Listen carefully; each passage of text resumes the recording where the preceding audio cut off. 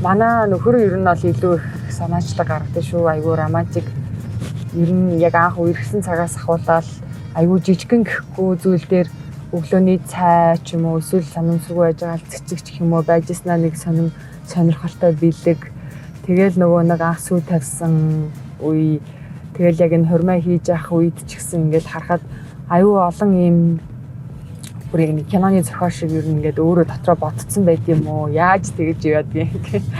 Аюу гоё гинтийн бэлгүүдийг барьдаг.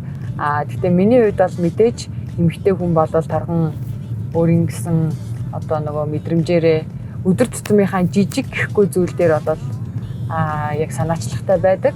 Яг нөгөө битүүр чинь өмнө нь яг 2 жилийн хугацаанд аюу сайн найзууд байсан. Бүр сайн найзууд байсан. Яг ингээл ажил нь яаж ийн, ер нь яах вэ, яаж ийн, ер нь цаашдаа яа гэж бодож чинь.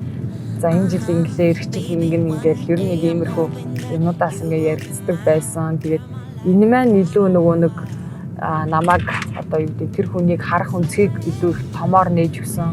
Тэгээ магадгүй яг амьдралынхаа ханаар сонгох болсон шалтгаан бас байж магадгүй. Ер нь бол яг айгүй их юм төлөвлөгөөтэй, маш юм том мөрөөдөлтэй, зоригтой байдаг. Тэгээд өөрийнхөө хэлсэн, ярьсан, төлөвлөсөн зүйлээ дандаа биелүүлдэг. Тэгээ нөх хүмүүс тэгдэг штэ. За одоо болог багт нь яриад яах юм бэ гэдэг. Тэрний баг эсрэг байдаг манай нөхөр.